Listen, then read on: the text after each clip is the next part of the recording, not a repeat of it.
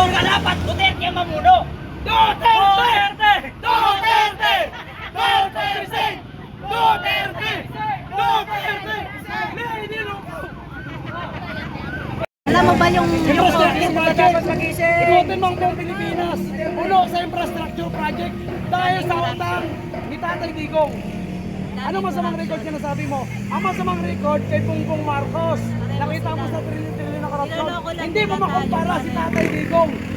Nakita mo kung bakit may mga tao na umiiyak. Kaya sa pagkakala kay Tatay Digong. Hindi kita sinisigawan, pinapaliwanagan kita. Kasi masyado kang negatif. Masyadong cross yung utak mo. Masyado nakapikit yung mata mo. Hindi mo nawan. O ikaw yung cross. Kaya hindi mo nakikita ang sakripisyo na ginawa ng Tatay Digong. Nakita mo ba kung paano niya ginawa yung peace and order sa ating bansa? Ha? Ay, ibig sabihin, kinakampiyan mo yung mga adik. Kinakampiyan mo yung mga kriminal. Dahil against Duterte ka. O, bakit against Duterte? Kasi ang against sa Duterte, adik lang, kriminal, at close ang utang. Tama, di ba? Hindi ganon. Kasi napakaliwanag ang ginawa ni Tatay Digong.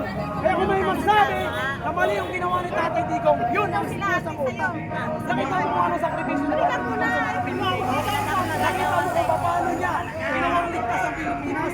Ginawang ligtas yung mga kalsada na kahit yung mga bata pwede maglakad. Na hindi dapat kinakabahan. Ha ka nang ha, kasi close yung utak mo. Ibig sabihin ko sa mga nangyayari sa ating bansa. Yan ang realidad. Yan ang hindi mo naintindihan. Yan ang hindi mo naintindihan. Kasi yung mga ganitong tao mo, close ang utak. Eh, huwag gumising.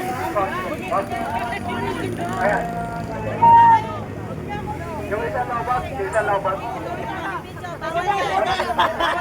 Gumising kayo mga dilawan! Asa kabinet na mga bukok! Gumising kayo mga kakamping! Ano yung dilawan ng mga bukok? Si Lenny Robredo, Bobo! Mga dilawan, adik!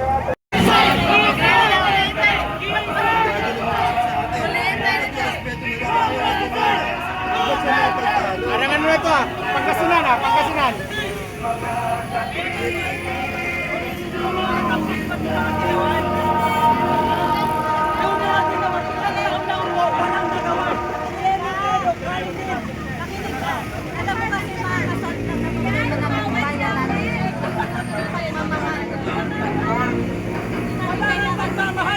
Yung mga kapit patitilawan, against sila natin sa Marcelo. Ngayon, dinidilaan nila ang buhay ni Marcos. Alam mo mali yung teritoryo na pinupunta mo. Alam mo yung mga tao dito, galit sa ginawa kay David dito. Pupunta ka ba dito? Kaya kung ayaw mo na ikaw ay mapagyawan, pumunta ka na dito. Makawa ka sa sarili mo. Hindi kita pinapagyawan. Malapit na kita bulyawan. Ano mo ba yun? Hindi ako nakikipagapin sa Duterte. Dahil ang legasiya po natin ay para sa magandang ginawa ng Tatay Digong. Hindi ko kaya makipagplastikan sa Duterte. Tabi lang.